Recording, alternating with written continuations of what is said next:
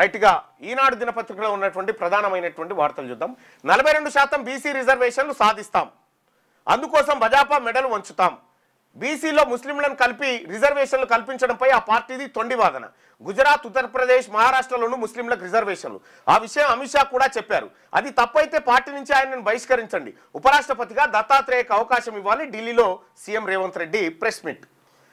కేంద్ర ప్రభుత్వంలో ఉన్న భాజపా మెడలు వంచైనా తెలంగాణలో బీసీలకు విద్యా, ఉద్యోగాలు, స్థానిక సంస్థల ఎన్నికల్లో 42% రిజర్వేషన్లు సాధించి తీరుతామని ముఖ్యమంత్రి రేవంత్ రెడ్డి ధీమా వ్యక్తం చేశారు.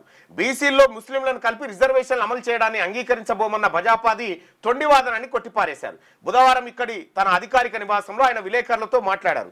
బీసీ రిజర్వేషన్లపై శాసనసభలో చర్చ జరిగినప్పుడు భాజపా ఎమ్మెల్యేలు మద్దతు పలికారు. కానీ ఆ పార్టీ రాష్ట్ర నూతన అధ్యక్షుడు మాత్రం అందులోంచి ముస్లింలను తొలగించాలని వితండవాదం చేస్తున్నారు.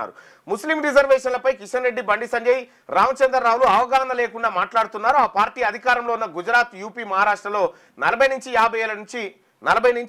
50 ఏళ్ల నుంచి ముస్లిం రిజర్వేషన్లు అమల్లో ఉన్నాయనేటువంటి మాట చెప్తా ఉన్నారు. ఇంకా ఇక్కడ ఆయన కీలకమైనటువంటి పాయింట్ ఏం చెప్పిండంటే, ఉపరాష్ట్రపతి జగదీష్ ధన్కర్ రాజీనామా చేసిండు అనూహ్యంగా. సరే, విపక్షాల నుంచి వినతులు స్వీకరించడం అది భాజపా ఆగ్రహానికి గురైండు, రాజీనామా చేసిండు అనుకుందాం. ఇక్కడ ఉపరాష్ట్రపతి పదవి ఖాళీ అయింది. ఎన్నికల సంఘం నోటిఫికేషన్ విడుదల చేసింది. 1 నెలలో ఈ ప్రక్రియ పూర్తి చేయాలనేది ఆ నోటిఫికేషన్లో వివరించింది.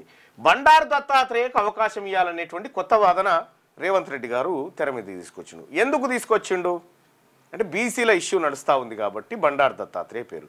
బండారు దత్తాత్రేయకు ఉపరాష్ట్రపతి పదవి ఇస్తే తెలంగాణ రాష్ట్రంలో ఉన్నటువంటి బీసీలంతా చాలా సంతోషం వ్యక్తం చేస్తారనేటువంటి వాదన. అయితే నేను అంటున్న ముఖ్యమంత్రి గారు అంత పెద్దదేమొద్దు, ఈ ముఖ్యమంత్రి పోస్ట్ ఇవ్వండి చాలు బీసీలకు. ఈ ముఖ్యమంత్రి పోస్ట్ ఇవ్వండి, ఈ ముఖ్యమంత్రి పోస్టు ఇవ్వండి బీసీలకు. దీంతో చాలా సంతృప్తి పడతాం. అసలైంది ఇది. నామ్ నిషాన్ పదవులు ఉపరాష్ట్రపతి, రాష్ట్రపతి ఏముంటుంది దాంట్లో? ఏమీ ఉండదు. అసలైన పదవులు మీ దగ్గర పెట్టుకొని ఏదో ఒడ్ల గింజల తాలు మాకీమని చెప్పి ఇప్పుడు మేమంతా కన్నీళ్లు గార్చాలి, ఆనంద బాష్పాలు గార్చాలి మీ ప్రకటన మీద. మాకెందుక? మాకు ఈ ముఖ్యమంత్రి సీటు మాది, బీసీలది. ఇది తీసుకోవడానికి మేము సిద్ధమవుతా ఉన్నాం. ఇంక భారతీయ జనతా పార్టీ నాయకుడు దత్తాత్రేయకు ఉపరాష్ట్రపతిగా అవకాశం కల్పించాలంటుండు. ఒక పని చేయండి, దత్తాత్రేయకు ఉపరాష్ట్రపతిగా అవకాశం కల్పిస్తే ఇండియా కూటమి పక్షాలతో మద్దతు ఇప్పించే బాధ్యత నీదేనా? ఫస్ట్ సంతకాలు పెట్టి ఓ పని చేయి. ఈ ఇండియా కూటమి పక్షాల దగ్గర 243 మంది ఎంపీలు ఉన్నారు. 30 నుంచి 40 మధ్యలో ఉన్నారు. ఒకరిద్దరు రిటార్ట్ అయి ఉంటారు. వీళ్ళ దగ్గర సంతకాలు పెట్టించి ఒకసారి ప్రధానమంత్రికి ఇవ్వండి. ఏమని? అయ్యా, బండారు దత్తాత్రేయ గారు ఉపరాష్ట్రపతిగా ఉండడం మేము ఇండియా కూటమి పక్షాల నుంచి కూడా స్వాగతిస్తున్నామని వీళ్ళ దగ్గర సంతకాలు పెట్టించి రాహుల్ గాంధీ గారితో ఒక ప్రకటన చేయించు, బండారు దత్తాత్రేయకి ఇవ్వమని. ఇది మా పబ్లిక్ షోలో పూలు పెట్టడానికి చేసే ప్రకటన కాకపోతే ఇది వాస్తవం ఉందా ఏమన్నా? ఎవరినో ఒకరిని అడ్డు పెట్టుకొని బీసీ రిజర్వేషన్లను భాజపా అడ్డుకోవాలనుకుంటే తెలంగాణ ప్రజలు ఆ పార్టీని రాష్ట్రంలో తుడిచిపెట్టేస్తారు. ఆ పరిస్థితి రాకుండా తెలంగాణ చేసిన 42% బీసీ రిజర్వేషన్ బిల్లుకు అండగా నిలుస్తున్నామని ప్రకటించి బీసీల పట్ల అభిమానాన్ని నిరూపించుకోవాల్సిన అవసరం భాజపాకు ఉందని చెప్తా ఉన్నాడు. దొంగది కాదు దొడ్లకు రాదన్నట్టుగా ఫస్ట్ దొంగతనం చేసిందే మనం. బీసీల డాటా దాచిపెట్టి బీసీలకు సంబంధించినటువంటి లెక్కలు తారుమారు చేసినటువంటి మనం బీసీల అభిమానాన్ని మీరు ఏ పార్టీ అభిమానాన్ని సూరుగన్నారు? బీసీలది. తెలంగాణ రాష్ట్ర ప్రజలు, మరి ముఖ్యంగా ఈ దేశంలో ఉన్నటువంటి బీసీలు, బాబాసాహెబ్ అంబేద్కర్ కాన్స్టిట్యూషన్ ఆఫ్ ఇండియాలో ఎస్సీ ఎస్టీలకు రిజర్వేషన్ అంశాన్ని కల్పించిండు. బీసీల రిజర్వేషన్ అంశం తర్వాత వచ్చేసి రాష్ట్రాల పరిధిలో వదిలిపెట్టారు. ఎన్నడన్నా కాంగ్రెస్ పార్టీ బీసీలకు రిజర్వేషన్ ఇచ్చిందా? రేవంత్ రెడ్డి గారు, ఈ చర్చకు నేను సిద్ధంగా ఉన్నా. నీకు జనతా ప్రభుత్వం వచ్చినప్పుడు బీపీ మండల్ కమిషన్ వేస్తే, వీపీ సింగ్ సర్కార్ వచ్చినప్పుడు ఆ మండల్ కమిషన్ రిపోర్ట్ను ఇంప్లిమెంట్ చేస్తే వచ్చింది. కాంగ్రెస్ పార్టీ దేశంలో బీసీలకు ఇచ్చిన రాజకీయం ఏమీ లేదు, రిజర్వేషన్ లేదు. ఆ 27% reservation BP Mandal, VP Singh పుణ్యాన్ వచ్చింది. వచ్చినటువంటి 27ను ఎన్టీ రామారావు గారు ముఖ్యమంత్రిగా ఉన్నప్పుడు 45% రిజర్వేషన్ బీసీలకు ఇవ్వాలనేటువంటి ప్రతిపాదన పెట్టినప్పుడు కాంగ్రెస్ పార్టీ నాయకులు కోర్టుకు పోయి దాన్ని అడ్డుకున్నారు. ఇది నా మాట కాదు. ద డెక్కన్ పాలిటిక్స్ అనేటువంటి బుక్లో దేవులపల్లి అమర్ గారు రాసినటువంటి పుస్తకంలో ఉన్నటువంటి మాట. ఇక్కడ కాంగ్రెస్ పార్టీకి ఉన్నటువంటి హిస్టరీ ఇది రిజర్వేషన్ల విషయంలో. ఇక్కడ మీరు ఏదో బీసీ ప్రజల అభిమానాన్ని అంతా చురగొన్నట్టు, ఓన్లీ భారతీయ జనతా పార్టీకే అభిమానం లేనట్టుగా ముఖ్యమంత్రి గారు ఒకసారి ఆలోచించుకోవాలా. అసెంబ్లీ ఎన్నికలు అయిన తర్వాత 2023 డిసెంబర్ 3 తారీఖు నాడు అసెంబ్లీ ఎన్నికలు అయిన తర్వాత, అసెంబ్లీ ఫలితాలు వచ్చిన తర్వాత పార్లమెంట్ ఎన్నికలు కరెక్ట్గా 6 నెలల తర్వాత జరిగినాయి. పార్లమెంట్ ఎన్నికలకు వచ్చేసరికి బీజేపీ ఎంపీలు 408 మంది అయ్యారు.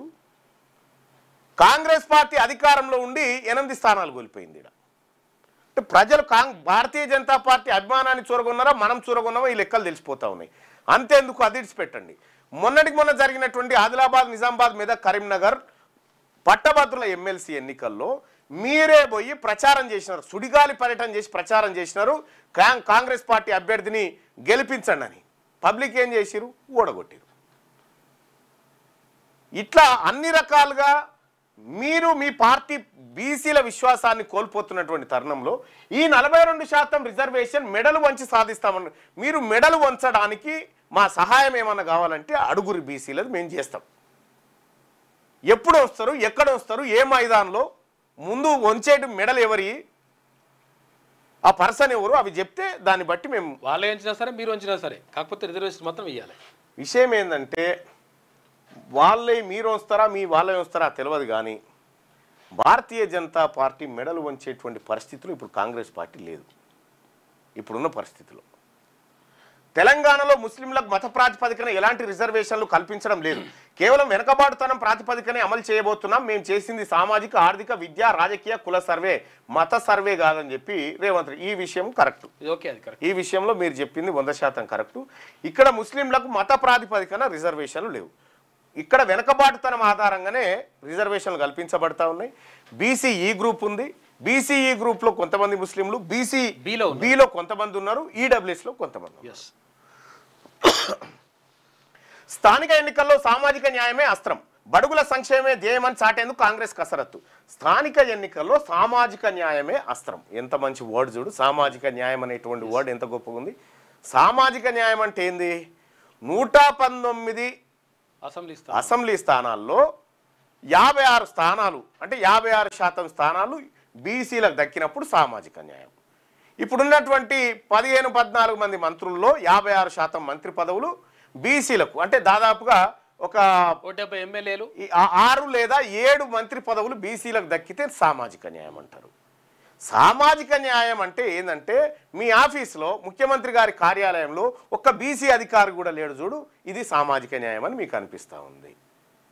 మీరిచ్చినటువంటి కార్పొరేషన్ పదవుల్లో అత్యధిక శాతం మీ వర్గాలను తీసుకొని మా బీసీలకు అన్యాయం చేసి సామాజిక న్యాయం గురించి మీరు మాట్లాడడం, ఇది చాలా అద్భుతంగా ఉంది. ఇది వాళ్ళ గిన్నిస్ బుక్ వాళ్ళు కూడా ఇంటే ఇది ఆయనత మీ పేరు తీసుకొని పోయి రాసుకోగల ఇంత అద్భుతమైన అంశం అని.